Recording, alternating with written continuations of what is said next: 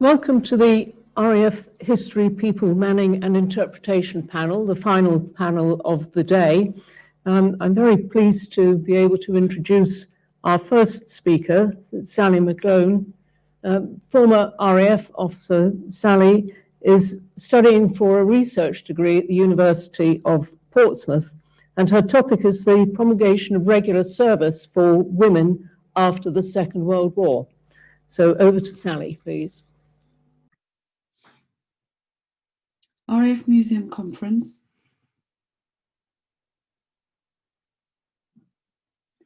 September 2020, Changing Perceptions, the promulgation of the Women's Royal Air Force, WRAF, as a permanent part of the Royal Air Force in 1949. Good morning, my name is Sally McGlone. I'm a research master's postgraduate student at the University of Portsmouth, investigating and analysing the impact that the logistical support from the Air Transport Auxiliary had on the Fleet Air Arm and Royal Air Force during the Second World War. I served in the RAF from 1997 until 2013. I was medically discharged in 2013 with osteoarthritis in my spine and have subsequently been diagnosed with multiple sclerosis. Because of this and the pandemic lockdown regulations earlier on this year, I haven't been able to access all of the archive material that I would have liked to. So, rather than this being an academic analysis, the paper is therefore a tribute to a group of women whose numbers are sadly dwindling. Now mostly in their 90s, their fortitude and achievements have touched me and hundreds of thousands of other former and serving RAF personnel. It's proved a huge challenge to summarise what is in fact an enormous subject matter into a 15-minute paper and give a concise overview of the historiography, sociological, cultural histories, alongside the wider debate of gender history and the culture and memory of the Second World War from the British female servicewoman's perspective. It is my belief that the changes over a 10-year period between 1939 and 1949 do mirror the societal changes in the United Kingdom, although it could be argued that the RAF as a military force showed incredible foresight and innovation, not just in technological developments, but also in its employment of and policies surrounding the roles of women in the service. This includes the imaginative use of propaganda to further the impact of recruitment posters. I hope that this very short paper can provide some context to the changing role of women in the WAAF during the Second World War, which was paramount to the decision that the WAAF would remain a permanent part of the RAF, with a name change to the Women's Royal Air Force in 1949.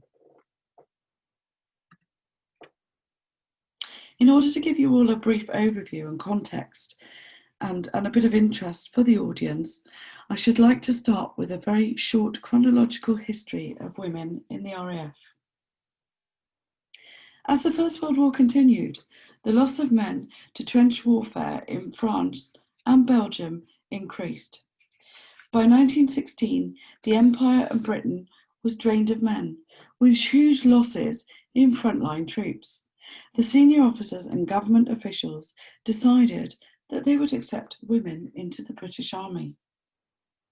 The WRAF was formed in 1918 after the amalgamation of female service personnel from the Women's Auxiliary Army Corps, WAAC, and the Women's Royal Naval Service, WRAFs. From the outset, the newly formed Women's Royal Air Force, WRAF, was far more integrated within the RAF than her sister services.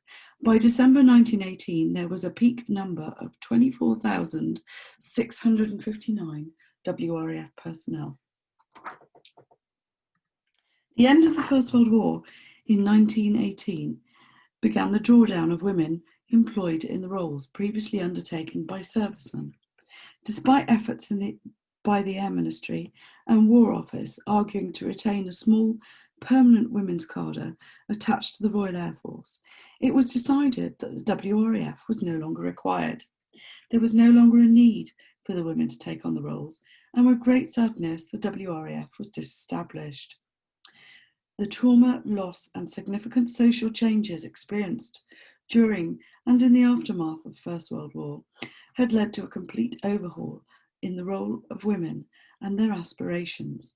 Moreover, they had challenged what had been the normal ideals of employment and capability. The women of the WRAF had paved the way for future generations, proving their skills, tenacity, dedication, and expertise in many of the formerly male-dominated areas. A full historical analysis of the impact that was achieved and the role of servicewomen during the First World War is a huge undertaking in itself. The quote from Field Marshal Sir Douglas Haig, Commander-in-Chief British Armies in France, is, in my opinion, a catalyst for the changes that occurred with the employment of women during and post-First World War. Public opinion of women serving in the armed forces had some influence over some women being afforded the right to vote. The interwar years were also opening up the experience of flight to a new generation of women who had been inspired by the achievements of their forebears in the First World War. They were also greatly inspired by the encouragement and acceptance from other women. At the outbreak of the Second World War in 1939, the government had reinstated the women's services from the First World War. For a short period of time, support to the RAF was from a cadre within the Auxiliary Territorial Service, ATS. Soon, the need for a fully integrated but independent women's section of the Royal Air Force was realised. Alongside the newly formed Women's Auxiliary Air Force came a number of recruitment posters. Some of them are iconic and used at every opportunity to enforce the current public opinion of recruitment policy and general perception of how these women were recruited, viewed, and or accepted. And these are some of the early Second World War recruitment posters for the WAAF. The women recruited into the WAAF came from all over the country, the Commonwealth and the world. They also came from a very diverse mix of backgrounds. Because of developments during the interwar period, the new WAAF saw far more trades open to them. They were no longer expected to be involved in mundane, clerical and office roles, but instead eventually had over 75 trades to choose from, trained in signals, intelligence, radar, photographic interpretation, ground radio control, flight operations, for example. Meteorology as well was an interesting one. Many of the sections were almost wholly operated by women. So as the Second World War continued, more women began to be recruited into new trades that had developed from the technological advances. The only roles that the WAAF were unable to fill were those of aircrew, but even that changed in 1940 when the Air Transport Auxiliary, a civilianised organisation providing operational support in the delivery of airframes to and from factories to training establishments to frontline squadrons, opened up recruitment to include female pilots. Initially, 8 pre-Second World War female pilots, each holding a Class A pilot's licence, were permitted to fly and deliver training aircraft, which they did throughout the Battle of Britain period. Later on in the Second World War, numbers had increased to 168 pilots and 4 female air engineers. Some of the women were trained as ab initio pilots, and this would include some 17 ex-WAAF who by 1945 would go on to deliver every type of aircraft flown by the RAF, from Tiger Moth to Meteor. It would be remiss of me not to highlight the important role of the Princess Mary's Royal Air Force Nursing Service. Officially established in 1918, they continued as a service throughout the interwar period. They were the only women's auxiliary service not to be disestablished.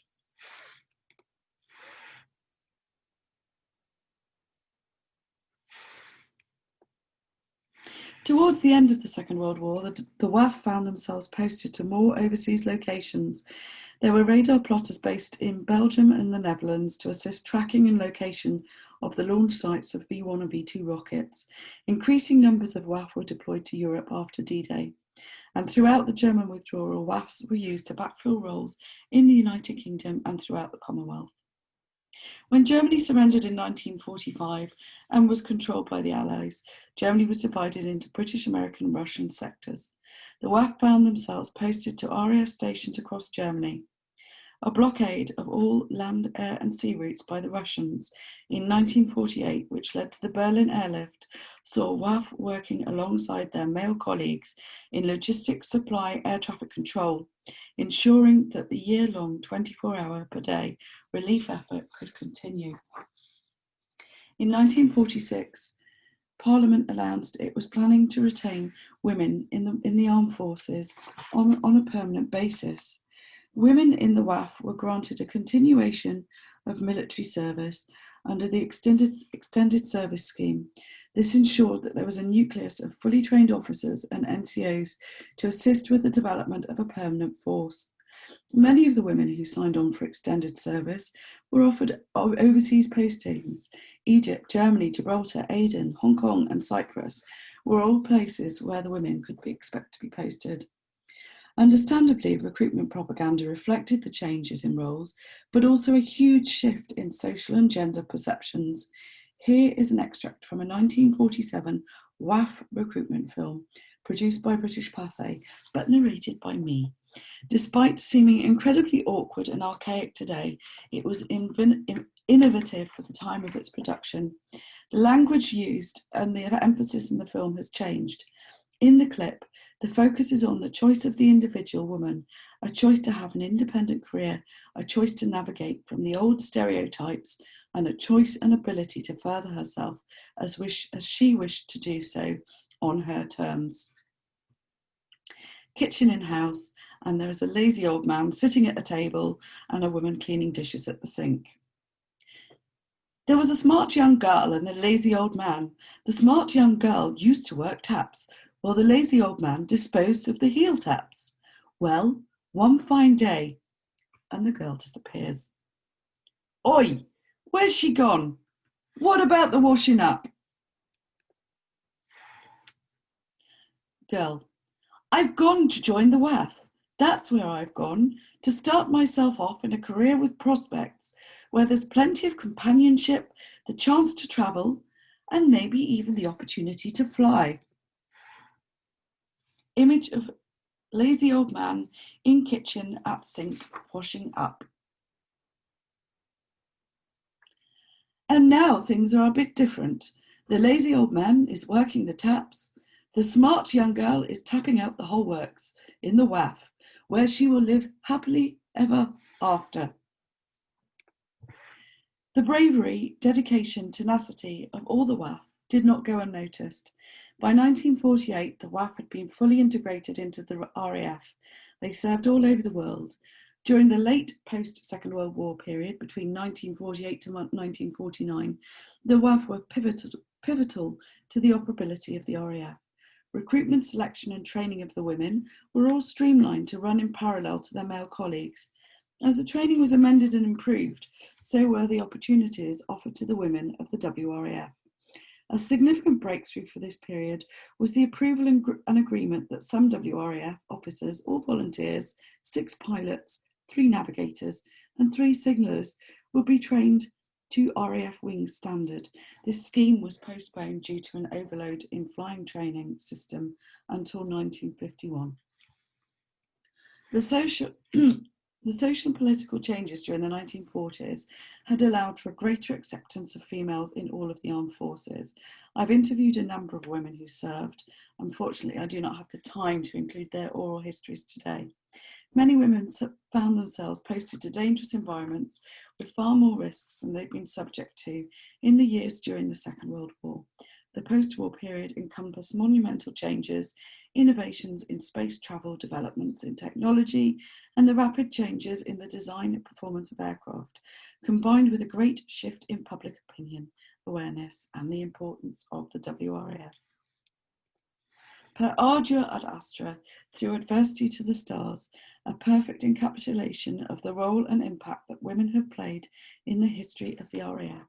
Just as the WRAF and WAAF were able to look back to the trailblazers and pioneers of the First World War, so serving personnel and veterans can acknowledge the undertaking and achievements of those who have taken the first steps into uncharted territories. I'd like to thank Megan Keller, a PhD history student whose MA dissertation entitled Take the Road to Victory has been absolutely invaluable as a resource for cross-reference analysis. And also a thank you to Dr. Harry Raffel for allowing some of my research to be included in the RAF Museum Conference as part of the wider research and narrative surrounding the role in women in the military, and specifically their impact to the RAF and the subsequent shift in perception and opinion of fellow servicemen and the public.